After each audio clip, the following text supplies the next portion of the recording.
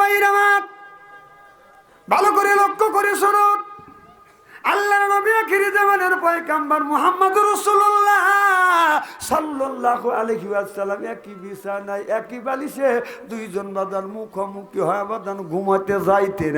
একদিন মা আয়েশা রাদিয়াল্লাহু তাআলা আনহা আমার নবীকে বলতেছে, ইয়া রাসূলুল্লাহ, ইয়া হাবিবাল্লাহ, আপনি একটু, আপনাকে আমি গোসল দেওয়াবো।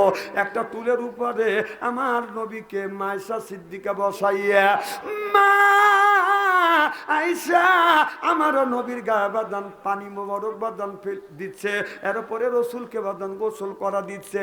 হঠাৎ করিয়ে আমার নবী লক্ষ্য করে দেখে বদনা থেকে পানি বের হচ্ছে সাদা, আর শরীর মোবারক থেকে বের হইয়া যখন পানিতে জমিনে যাচ্ছে পানিটা হয়ে গেছে লাল।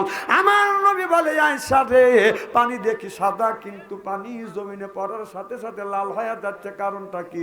আয়েশা বলে, ইয়া রাসূলুল্লাহ, ইয়া হাবিবাল্লাহ, নবীজি, আমি আপনাকে যখন গোসল দেওয়াচ্ছি আপনি যে টুলের উপর বসছেন গো নবীজি, টুলের নিচে আমার পাটা পড়ে গেছে গো নবীজি। আমার নবী তাড়াহুড়ো করে বাদান টুল থেকে নামলেন। আমার নবী লক্ষ্য করে দেখে মা আয়েশা রাদিয়াল্লাহু তাআলা আনহার বাদান পাটা বাদান ফেটে গেছে, রক্ত বাদান প্রবাহিত হচ্ছে। আমার নবী ক্ষত জায়গায় এরকম করে ধরিয়া আল্লাহর নবী বললেন, ইন্না আতাইনা সাবহান, এই বলিয়া থুতু মোবারক যখন লাগিয়ে দিয়েছে রক্ত পড়া বন্ধ হয়ে গেছে। আমার নবী বলে, আয়েশা, এত তুমি কষ্ট করলে রে আয়েশা?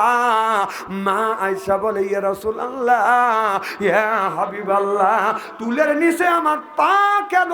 যদি কলিজাও যদি ছিঁড়ে যাইতো আমার নবীকে সরার জন্য কোনো কথা বলতাম না।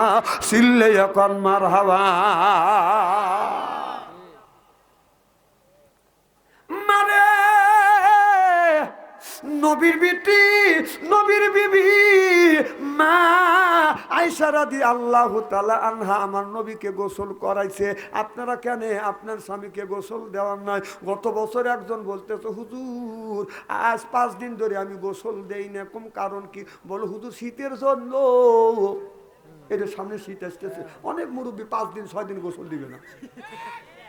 কথা বল না, আমার কথা হলো যে কেমন, তুমি পানি একটু বয়ল করে দিতে পারো না?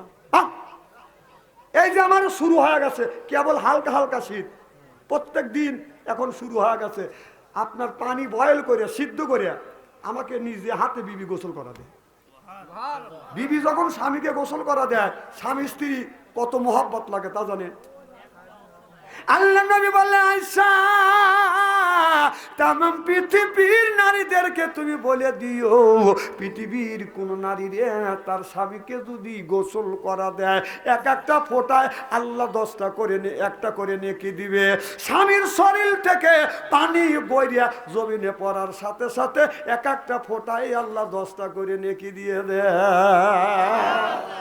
কেমন? এটা সামনে শীত আসতেছে, সমাজ স্বামী গোসল করাতে পারো না গরম পানি দিয়ে? মনে হয় উনি কারে গোসল করা দিই। একদিন এই ওয়াজ করছে, একটা লোক বলতেছে, হুজুর আপনার বিবিকে আপনি গোসল করা দেয়, কারণ আল্লাহ 30টা দিন দেয়, পানি সিদ্ধ করে দেয়। এতে শুনে বাড়ির যা বলতেছে, মানুষের বউ আমারও বউ, মানুষের বউ আমারও বউ। বউ কয়, তুমি বউ বউ করো কাকা, তুই বউ না, তুই তো হুজুরের বউ হুজুরে গোসল করা দেয়। আর 30টা বছর ধরে তোর সাথে ঘর সংসার করতেছি, একটা দিনও পানি সিদ্ধ করে বয়েল করে আমাকে পানি সিদ্ধ করে গরম করে দিয়ে গোসল করাও নাই। তখন বউ বলতেছে, তাহলে আমি পানি গরম করে তোমার গোসল করা দেবো, তোমার মন চায়? কয় অবশ্যই তো চায়। কয় দাঁড়াও আমি পানি সিদ্ধ করি। ওই বউটা করছে কি, বাঁশের খড়ি দিয়ে 15 মিনিট পরে পানি সিদ্ধ করছে। তাহলে হাত দিয়ে দেখা লাগে যে এই পানিটা গায়ে শোবে কি শোবে না। ওই যে পাটখড়ি বোঝেন না, ছোলা বোঝেন না, পাটখড়ি ছোলা দিয়ে জবের বেড়া দিছে, স্বামী ওখানে পেশাব করে বসে, যে পেশাব করে যা গোসল দেই। বউ ভাবছে যে ও গোসলের জন্য প্রতিশোধ দিছি, এখন আমার পানি ঢালিয়ে দেওয়া দেখবি। 15 মিনিট বার পানি সিদ্ধ করছে। ওই পানি বদনা বইরে তুলে উনি পেশাব করতেছে, বউ পিছন থেকে গপ্পত করে ঢালিয়ে দিছে। ও মা কয়, বেড়া ভাঙিয়েই দৌড়।